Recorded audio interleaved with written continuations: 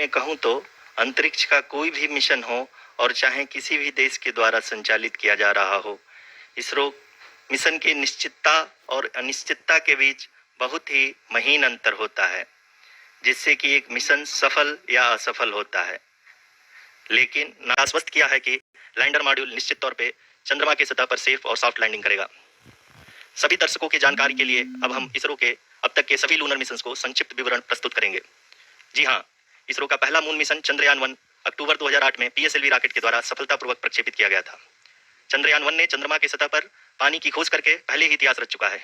यही कारण है कि आजकल विश्व के तमाम अंतरिक्ष वैज्ञानिक और स्पेस एजेंसियां चंद्रमा को और करीब से जानने के लिए उत्सुक दिख रही हैं।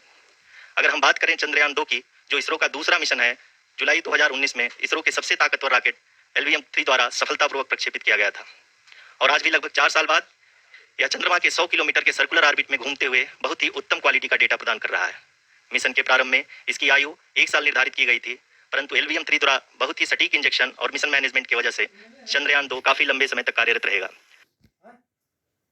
चंद्रमा के लगभग सभी भागों का चित्र ले चुका है। इसका एक बहुत ही महत्वपूर्ण पेलोड OHRC यानी कि ऑर्बिटर हाई रेजोल्यूशन कैमरा विश्व का सबसे बेहतरीन कैमरा है, जो कि चंद्रमा की सतह का लगातार पिक्चर भेज रहा है। अब मैं आरुषि जी से निवेदन करूंगा कि वो आप लोगों को इसरो के वर्तमान मिशन चंद्रयान-3 के बारे में बताएं।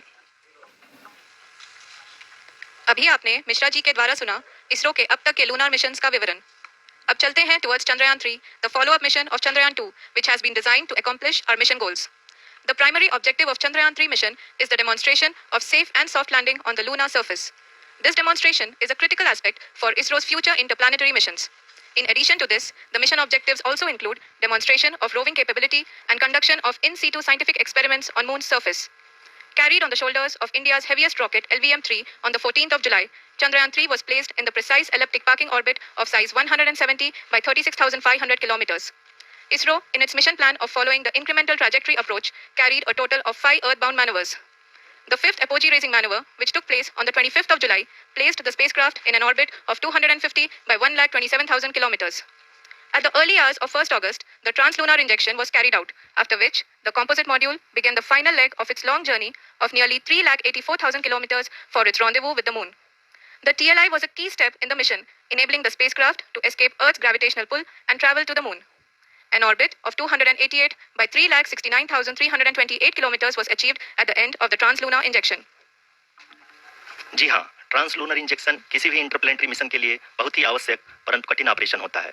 इस सफल मैन्यूवर के बाद चंद्रयान-3 पृथ्वी से दूर निकलकर चंद्रमा के प्रभाव क्षेत्र में एक हाइपरबोलिक ट्रेजेक्टरी के द्वारा पहुंचाया गया। पुनः 5 अगस्त 2023 को लूनर ऑर्बिट इंसर्शन के द्वारा चंद्रयान-3 को 160 किलोमीटर के पेरीलून और 18,000 किलोमीटर के अपोलून के साथ चंद्रमा के एलिप्टिकल ऑर्बिट में स्थापित कर दिया गया। TLI की तरह LOI भी एक बहुत जटिल ऑपरेशन होता है। इसमें हमें यह ध्यान देना आवश्यक होता है कि उपग्रह के वेगमान को एक निश्चित बिंदु से घटाया जा सके, अन्यथा उपग्रह चंद्रमा के प्रभाव क्षेत्र से बाहर निकल जाएगा। LOI के सफलतापूर्वक परिचालन के बाद चंद्रयान-3 की कक्षा को 4 बार और परिवर्तित किया गया। इस दौरान चंद्रमा की अधिकतम ऊंचाई को घटाकर 160 किलोमीटर कर दिया गया। इस पूरी प्रक्रिया में propulsion मॉड्यूल का लगभग 755 किलोग्राम ईंधन का उपयोग हुआ और चंद्रयान-3 के वेगमान को लगभग 850 मीटर प्रति सेकंड कम कर दिया गया। लैंडर मॉड्यूल को लगभग 150 किलोमीटर के सर्कुलर ऑर्बिट में स्थापित करने के बाद 17 अगस्त 2023 को propulsion मॉड्यूल से अलग कर दिया गया। पुनः लैंडर मॉड्यूल के ऑर्बिट को 2 ड्यूबूस्ट मैन्यूवर्स के द्वारा 150 किलोमीटर के सर्कुलर ऑर्बिट से घटाकर 25 गुणे 130 किलोमीटर के एलिप्टिकल ऑर्बिट में स्थापित कर दिया गया। इस दौरान यह भी सुनिश्चित कर दिया गया कि 800 न्यूटन के चारों थ्रटल थ्रस्टर्स पावर डिसेंट के समय किसी भी चुनौती का सामना कर सकें। लैंडर मॉड्यूल इस ऑर्बिट में 4 दिन तक चंद्रमा की परिक्रमा करता रहा ताकि इसके सभी सब सिस्टम को पावर डिसेंट से पहले कार्यात्मक रूप से वेरीफाई और वैलिडेट किया जा सके। इस दौरान चंद्रयान-2 और लैंडर मॉड्यूल की आपस में बातचीत भी हो चुकी है। और संक्षेप में अब तक की यात्रा की बात करें तो लैंडर मॉड्यूल अब तक 21 बार पृथ्वी के और लगभग 120 बार चंद्रमा का चक्कर लगा चुका है और इस पूरी यात्रा में लगभग 55 लाख किलोमीटर की यात्रा भी पूरी कर चुका है। अब तक के इस पूरे अभियान में यह भी सुनिश्चित किया गया कि सारे ऑर्बिट मैन्यूवर्स इस प्रकार किए जाएं कि लैंडिंग साइट पावर डिसेंट की शुरुआत से ही लैंडर के ऑर्बिटल प्लेन में बना रहे। That is true indeed. We have arrived at the crucial juncture wherein the orbit plane contains the desired landing site at the start of powered descent. We are also happy to announce that live images from the Chandrayaan-3 lander imager camera is being received continuously. The demonstration of soft landing on the Moon's surface is no ordinary feat due to the innumerable challenges and complexities involved. The lander velocity has to be killed from nearly 6,048 kilometers per hour without any aid from the thin and tenuous moon's atmosphere. The lunar dust at the time of landing and the craters and boulders scattered over the moon's surface make it further complicated to achieve this. The new and improved Chandrayaan-3 design has been built after envisaging all the scenarios which the lander module can encounter. With several software improvements, provision for full-level redundancies, a plethora of special tests, namely the integrated hot test, integrated cold test, and lander leg drop tests were carried out for the lander module. The success of these tests has provided great confidence in the performance of all the onboard sensors, propulsion system, and associated guidance, control, and navigation algorithms. The key findings during the tests have enabled to improve the overall system performance. The largely unexplored south pole of the moon has been chosen as the intended landing site since there is a possibility of finding ice and other minerals which would be vital resources for future explorers. Apart from continuing investigations pioneered by Chandrayaan-1 and Chandrayaan-2, the Chandrayaan-3 mission will also provide invaluable data to the science community around the world. Let us give our viewers a glimpse on the configuration of Chandrayaan-3 mission.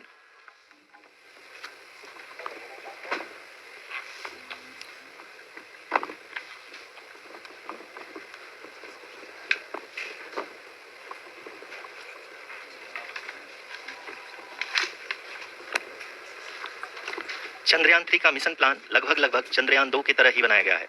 यहाँ यह भी सुनिश्चित किया गया है कि चंद्रयान 3 को rocket से अलग होने से लेकर के चंद्रमा के निकटतम कक्षा में स्थापित होने तक सारी गतिविधियां चंद्रयान 2 की तरह ही हों। और अब हम यह कह सकते हैं कि यह प्लान पूरी तरह से 100% सफल रहा। हालांकि लैंडर मॉड्यूल के सेंसर्स और प्रोपल्शन सिस्टम को इस तरह से मजबूत किया गया है कि लैंडर पावर डिसेंट के समय किसी भी आपदा से बाहर आकर के मिशन के मुख्य उद्देश्य को पूरा कर सके। इस क्रम में लैंडर के मुख्य सेंसर्स कारा, लासा, LHBC, LDV और LHDAC का कार्यात्मक परीक्षण भी किया जा चुका है। LDV जो कि पूर्णतः स्वदेशी तकनीकी से बनाया गया एक नया सेंसर है, इसका मुख्य कार्य लैंडर के वेलोसिटी को तीनों अक्षों में कंप्यूट करना है। पावर डिसेंट के दौरान लैंडर के सटीक पोजीशन और वेलोसिटी का ज्ञान होना बहुत ही आवश्यक है। लिराप यानी laser inertial referencing and accelerometer package इस कार्य को पावर डिसेंट के दौरान बखूबी निभाएगा। ट्रैजेक्टरी जनरेशन जो कि चंद्रयान 3 मिशन के लिए बहुत ही अहम है, क्योंकि हर ऑर्बिट मैन्यूवर के बाद यह सुनिश्चित किया जाता है कि लैंडर की मिशन ऑब्जेक्टिव को ना बदले। इस क्रम में मैं यह भी आपको बता दूं कि ऑर्बिट डिटर्मिनेशन जो कि उपग्रह के पोजीशन और वेलोसिटी को बहुत ही एक्यूरेटली बताता है, एक बहुत ही कठिन और जटिल कंप्यूटेशन और एस्टिमेशन होता है।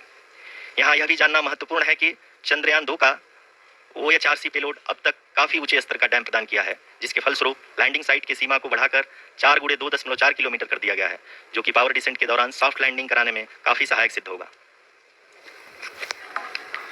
Apart from the sensors, Chandrayaan-3 is equipped with a suite of sophisticated payload instruments.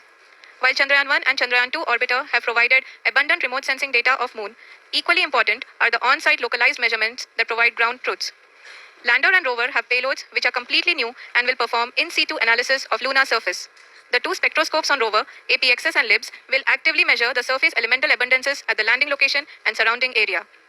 The lander carries a seismometer ILSA that can sense impact events and lunar quakes.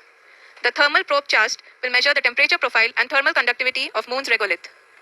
The Rambha payload will carry out lunar ionosphere studies, while the laser retroreflector array shall be a passive location indicator for future spacecraft equipped with laser altimeter. The propulsion module has not been left behind, and an experimental shape payload has been added to it as a value addition. It will help in understanding the nature and characteristics of water-rich planets and will also aid in the future study of potentially habitable exoplanets. We are minutes away from the start of powered descent. The entire powered descent shall be carried out by the onboard autonomous landing sequencer or ALS, which is a series of instructions preloaded to the lander module. These instructions include the commands to be executed, data to be collected and analyzed, and decisions to be made and executed autonomously throughout the powered descent. जी हाँ, अब हम power descent के बहुत ही करीब आ चुके हैं। हम आपको बताते चलें कि पावर डिसेंट को कुल 4 चरणों में बांटा गया है। सबसे पहले आता है रफ ब्रेकिंग फेज, जिसमें लैंडर की ऊंचाई को चंद्रमा की सतह से 30 किलोमीटर से घटाकर 7.4 किलोमीटर कर दिया जाएगा। इस पूरी प्रक्रिया को पूरा करने में लगभग 11.5 मिनट लगेगा और इसका समानांतर वेग 1680 मीटर प्रति सेकंड से घटाकर 358 मीटर प्रति सेकंड हो जाएगा। We have continuous flow of lander telemetry data from ISRO's Deep Space Network IDSN-32 located in Belalu, Bengaluru. The data is being acquired real-time by station and is flown to the mission operation complex through our communication links. In addition to it, we also have support from ESA and JPL DSN stations. There will be no ground intervention once the ALS takes charge. The preparation for today's event had started 48 hours before, wherein various pre-selections and uplinking of parameters for the autonomous landing sequence were carried out. The whole descent is divided into 4 phases: the rough braking phase, the attitude hold phase, fine braking phase, and the local navigation phase or the terminal descent phase. जी हाँ, altitude hold phase जो कि power descent का दूसरा चरण है, एक बहुत ही महत्वपूर्ण फेज है। इस 10 सेकंड के स्मॉल ड्यूरेशन के दौरान लैंडर के दो महत्वपूर्ण सेंसर कारा और लासा लैंडर की ऊंचाई की गणना करेंगे। इस फेज के पूरा होते ही लैंडर चंद्रमा की सतह से कुल 6.8 किलोमीटर की ऊंचाई पर होगा। During the rough braking phase, the lander velocity shall be brought down from 1,680 meters per second to 358 meters per second. The altitude will be brought down from 30 kilometers to 7.4 kilometers at the end of rough braking.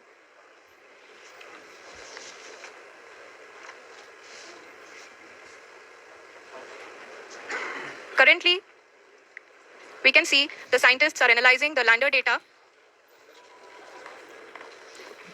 जी हाँ, हम ये देख सकते हैं कि mission operation complex रूप में बैठे सभी वैज्ञानिक ये जो भी डेटा देख रहे हैं वो डीप स्पेस नेटवर्क आईडीएसएन 32 के द्वारा प्रोवाइड किया जा रहा है। और अगर हम अब बात करें पावर डिसेंट के तीसरे चरण का, जो कि फाइन ब्रेकिंग फेज होगा, जिसमें लैंडर लैंडिंग साइट से जस्ट 800 मीटर की ऊंचाई पर वर्टिकली होगा। इस चरण को पूरा होने में लगभग 3 मिनट लगेंगे और इस चरण के पूरा होते ही लैंडर की वेलोसिटी लगभग शून्य हो जाएगी। The scientists here at ISTRAC are glued to their systems, analyzing all sorts of complex data. We are very close to the power descent, to the start of the power descent phase.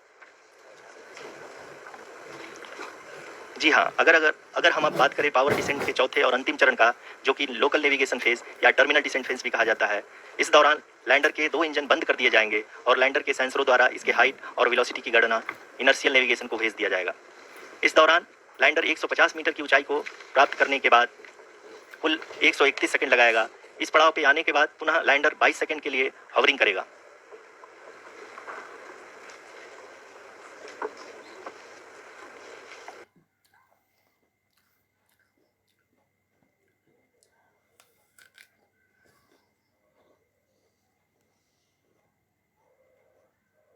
बैठे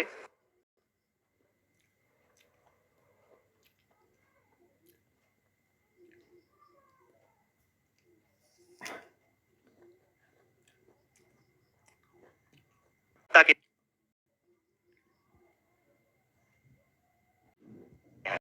अभी हम लोग In charge. The preparation for today's event had started nearly 48 hours before, wherein various pre-selections and uplinking of parameters were done.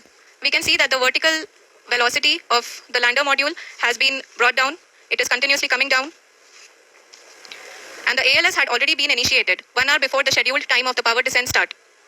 Following this, the throttleable engine electronics module, the TECM, was switched on and lander was oriented to the favorable attitude. जी हाँ, आप अपनी screen पे देख सकते हैं कि lander module जिसकी शुरुआत में वेलोसिटी 1680 मीटर पर सेकंड थी, लगभग 1150 मीटर पर सेकंड हो चुकी है, जो कि एक बहुत ही मैजेस्टिक शुरुआत कही जा सकती है इस रफ ब्रेकिंग फेज के लिए।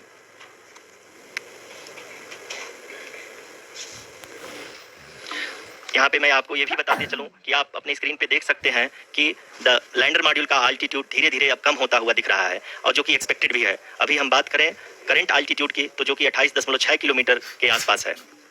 आप स्क्रीन पर ये भी देख सकते हैं Chandrayaan 3 lander imager display. The lander imager is continuously taking photographs of the moon surface, and that is also being streamed here. Currently the horizontal velocity has been brought down and the distance traveled is 574 kilometers. The current altitude is 27 kilometers as can be seen on the screen. जी हाँ, करीब अपने आधे सफर को पूरा करते हुए इस rough breaking phase में लैंडर बहुत ही आगे की तरफ बढ़ते हुए अपनी ऊंचाई को घटा रहा है। अगर आप बात करें तो लैंडर की ऊंचाई चंद्रमा के सतह से लगभग 27 किलोमीटर से नीचे हो चुकी है, करीब 26.7 किलोमीटर के आसपास है। The next phase after the rough braking phase is the attitude hold phase, which will be for a duration of nearly 10 seconds. The lander will be oriented such that both the altimeters will be looking exactly towards the moon surface. At the end of this attitude hold phase, height measurement update to navigation system will be given from the laser and car band altimeters. Currently, we are in the middle of the rough braking phase. जी हाँ, अगर हम ध्यान से देखें तो लगभग 8 से 8 minute की यात्रा के बाद लैंडर अपनी हॉरिजॉन्टल वेलोसिटी को लगातार कम करते हुए अपनी ऊंचाई अभी की ऊंचाई के समय 24 किलोमीटर की ऊंचाई प्राप्त कर चुका है। अब तक के आंकड़े को देखते हुए हम कह सकते हैं कि लैंडिंग पूरी तरह से नॉमिनल है। यहाँ पर हम देख सकते हैं कि हॉरिजॉन्टल वेलोसिटी लगातार कम होती हुई दिख रही है।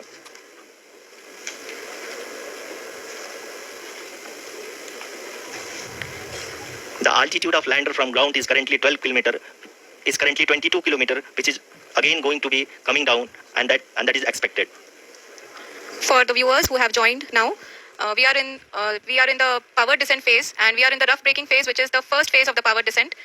We have currently traveled a downrange of 697 kilometers, and the downrange that has to be traveled during this phase is 713.5 kilometers. जी हाँ, अभी आप देख सकते हैं कि लैंडर की हॉरिजेंटल वेलोसिटी लगभग 720 मीटर प्रति सेकंड हो गई है। लगभग हम ये कह सकते हैं कि 900 मीटर प्रति सेकंड वेलोसिटी को कम किया जा चुका है। At the same time, we can see the altitude of the lander is just 17.8 kilometer from the moon surface, which is going to be around 7.4 at the end of the rough braking phase. इस phase के बाद हम जाएंगे towards the attitude hold phase, where we will be expecting sensor update from the laser and car band altimeters. We can see the visualization of the lander module moving towards the moon's surface. The current altitude is nearly 15.2 kilometers, and the distance traveled is 754 kilometers. We can also see the image that the lander imager camera has been providing. जी हाँ, इस rough breaking phase के दौरान 800 Newton के चारों throttle engine अपने कार्य को पूरी तरह से अंजाम दे रहे हैं और लैंडर के हॉरिजॉन्टल वेलोसिटी को लगातार कम कर रहे हैं। अब तक lander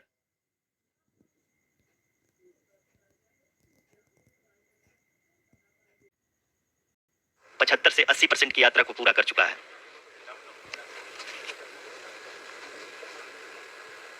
After the rough braking and the attitude hold phase, we shall be having the fine braking phase, which will continue for nearly 3 minutes.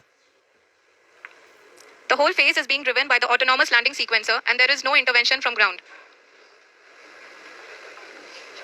जी हाँ आरुषि, अभी आप अपनी स्क्रीन पे देख सकती हैं कि जो करंट आल्टीट्यूड है चंद्रमा की सतह से लगभग 10 किलोमीटर के आसपास है। जी हाँ, हम अपने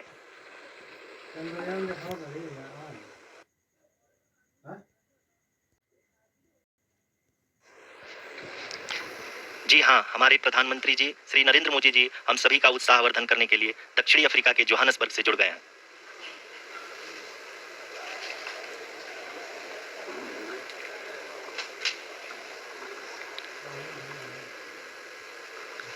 Yes, we are privileged to have with us Honorable Prime Minister of India, Shri Narendra Modi ji, who has joined us from South Africa's Johannesburg to encourage us. जी हाँ, आप ये देख सकते हैं एल्टीट्यूड होल्ड फेज भी बहुत ही आसानी से लैंडर फेज ने पार कर लिया है और अब फाइन ब्रेकिंग की शुरुआत हो चुकी है। अभी हम ये देख सकते हैं कि लैंडर की ऊंचाई लगभग 5.6 किलोमीटर है, जो कि इस फेज के उपरांत लगभग 800 मीटर हो जाएगी।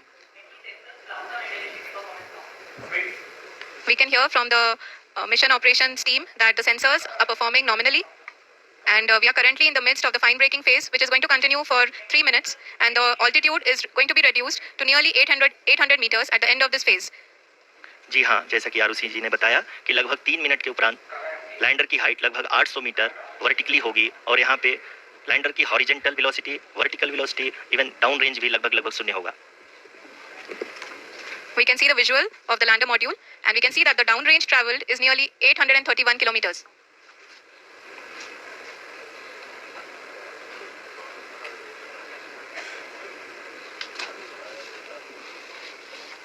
जी हाँ, आप अपनी स्क्रीन पे देख सकते हैं कि लैंडर की ऊंचाई अब चंद्रमा की सतह से लगभग 3 किलोमीटर से कम हो चुकी है। We are very close to the moon's surface, nearly 2.6 kilometers, as we can see.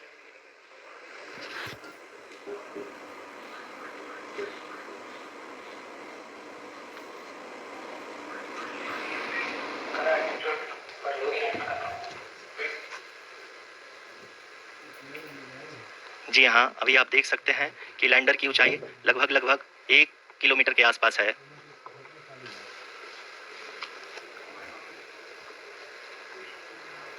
We are nearing the final phase of the power descent, which is going to be the vertical descent phase or the local navigation phase.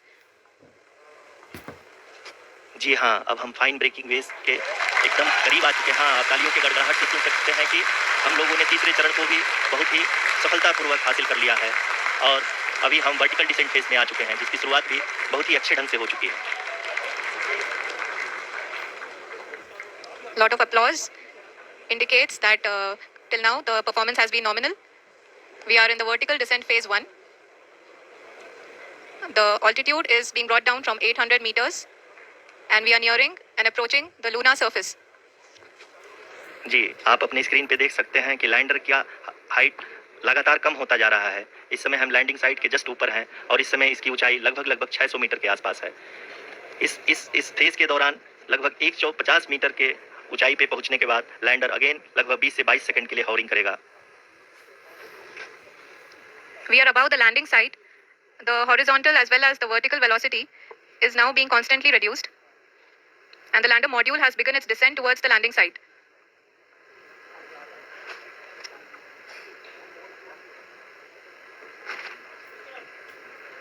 जी हाँ, आप अपने screen पे देख सकते हैं ये जो पथ निर्धारित किया गया है, लैंडर पूरी तरह से उसी को ही फॉलो कर रहा है। इस समय हम लगभग 200 मीटर की हाइट से भी कम आ चुके हैं।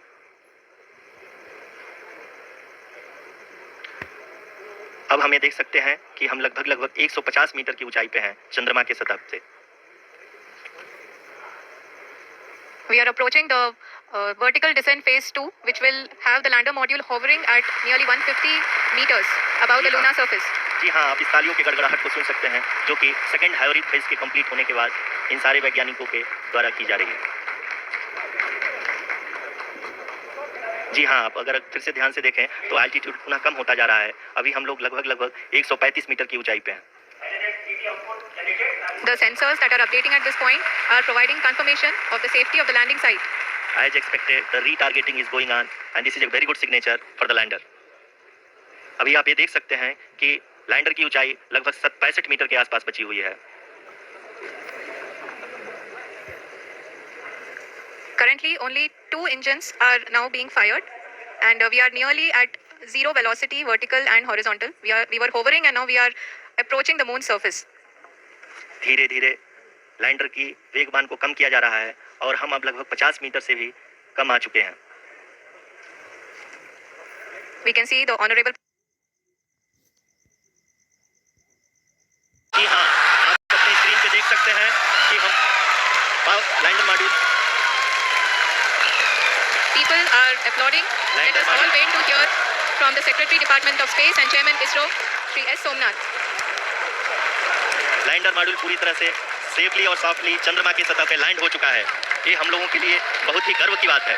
हिंदी में एक कहावत है कि चंदा मामा दूर के, लेकिन अब हम ये कह सकते हैं कि चंदा मामा अपने घर के। बहुत ही उम्दा. The hard work of the entire ISRO community has come to fruition.